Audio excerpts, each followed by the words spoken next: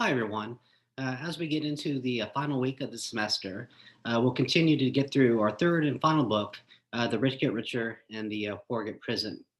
So, following our break, let's kind of reintroduce ourselves to a little bit of background into the book, specifically, identifying the thesis and what we could call subthesis being argued throughout the book. So overall, basically, the authors put forth an argument that the way the criminal justice system is organized, it's a bias towards the wealthy, thus it disadvantages the non-wealthy. So that's the main argument, and we'll get into some of that further today.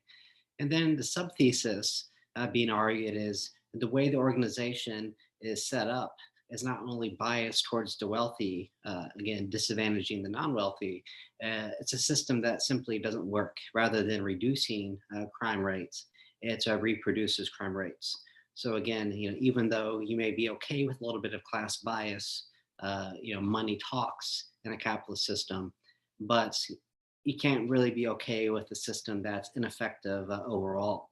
So that's what we're looking at in terms of the argument. And again, I'll bring to your attention that they're not trying to critique the individuals within the system, whether it be the judges, the police officers, the lawyers, probation officers. They're trying to criticize the way the game is organized. So, not the players playing it, but how the game itself is organized. If you want to change the way the game is played, you need to change the rules rather than changing the players. So now we can get into the next part of your book. And this kind of parallels the beginning of your third report, looking at how, by kind of definition, the wealthy commit these crimes. Specifically, we'll get into white collar crimes. But often we tend to not see them. We tend to pay little attention to the crime. And not only do we let them kind of get away with it, in addition, the wealthy typically profit off these criminal activities. So again, this kind of ties into the first part of your paper for that third report. So overall, what we're looking at is kind of this idea of how we define crime uh, in comparison to how we think about it. So defining crime versus ideas of crime. And so we can look at basically, definitions. And we say anything that is against the law is criminal. And so something that is unlawful by definition is a criminal. And also we kind of define in terms of the people impacted. And so in addition to that, basically we're saying that we need to look at kind of the quality of the action and the quantity in terms of who it impacts. So that's what we kind of look at in terms of crime, but also in terms of how we define criminals.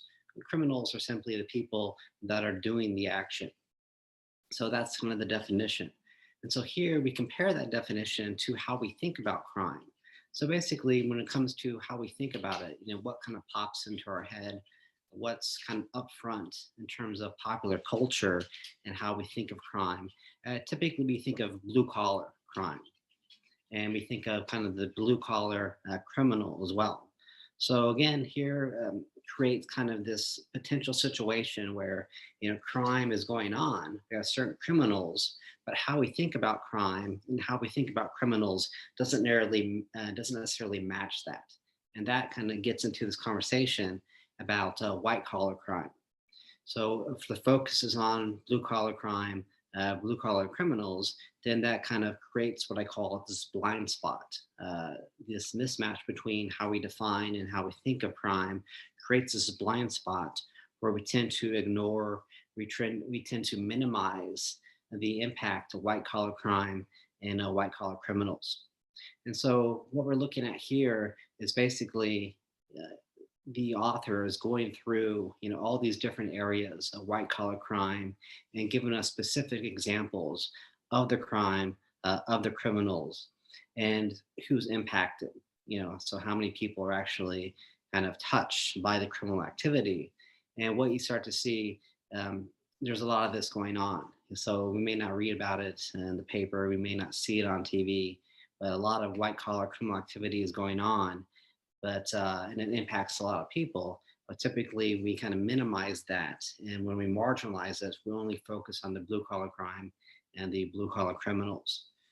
And so we can get specific into this. And so again, when we're looking at the kind of wealthy, the rich, by definition, committing crimes by definition are criminals. It goes unrecognized, and we can break it down into, as the book does, workplace activities, healthcare activities, and what they kind of label as chemical warfare. And so, all these things are by definition, again, crimes. And also by definition, if you're doing the action, you're a criminal. But again, we don't think of these individuals, as criminals. We don't think of the actions necessarily as crimes. And if we do, we kind of minimize the significance and again put to the forefront the blue collar crime, the blue collar criminals. That's part of our popular culture. It's kind of what we do see, what we do read about more often than not. So again, touching on some of these activities in terms of the workplace, again, the book does a really good job kind of giving us these examples, but we can recognize that tax evasions, embezzlement, workplace injuries, deaths, illnesses, um, and all these things are not just by kind of random accident or something like that. These injuries, the illnesses, the deaths are due to workplace kind of shortcuts being taken, not staying up to code, not providing kind of by policy and law the proper work conditions, and in doing so, not keeping up to code, not providing these work conditions by law you're mandated to, then again, this kind of creates the illness, creates the death, and it creates the injuries. So again, you can look at it in terms of all these things going on, and again, by definition, crime, by definition, criminals. But also, kind of on top of this, we can get into the book in terms of the rich get richer part. So, a lot of these activities are not only kind of harming people. So, again, I think a lot of these numbers are staggering. You would never imagine the kind of thousands, hundreds of thousands of people touched by the white collar crimes on a yearly basis. But also, we can recognize underlying motivation behind the white collar crime, whether it be the workplace, whether it be in the healthcare system, or the chemical warfare they talk about.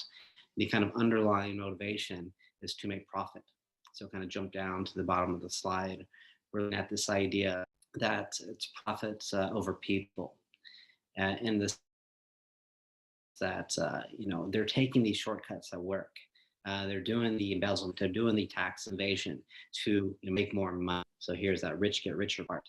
And then when we do the healthcare activities such as prescribing prescriptions that are not needed, doing unnecessary surgeries, just being kind of neglected at work, all these things again by definition fit crime, but we don't see them as such. Not only do they kind of go unseen, but they make individuals money, whether it be the doctors, the drug companies, the insurance companies. People make money hand over fist through these illegal activities, through the white collar crime. And again, the same thing can be said for the air pollution, the water pollution, the food pollution. you know, all this is going on because it's saving people money. And when it's saving people money, it's making people money. So that's what we're kind of looking at here. When we only focus on the blue collar crime, kind of how we think of crime, then we tend to ignore the white collar criminal activity and how many people directly or indirectly are touched by the white collar criminal activities. And again, I say kind of indirectly because it's not only kind of one person getting sick, one person, not being able to work, but it impacts their families as well.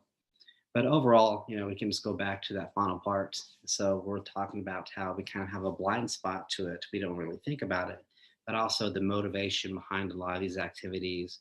And so the rich get richer. They're making money through, the tax evasion, through the unnecessary drug prescriptions, and through not really, cleaning up after yourself, not following codes when it comes to all these different types of pollution, the food we eat, the water we drink, or the air we breathe. So that's what we're kind of looking at for the first the book, kind of the rich get richer. And then for the next part of your paper, and we'll talk about in the kind of lecture at the beginning of our lecture for next class, we'll get into kind of the poor get prison part. And then after we talk about the poor get prison part, we'll talk about changes. So if the system as organized is ineffective and it's biased, how can we adjust the system to minimize bias, to make it a more effective system overall? So what I'll do is just leave that there for today. And as always, if you have any questions, let me know. And then for our next class, what we'll do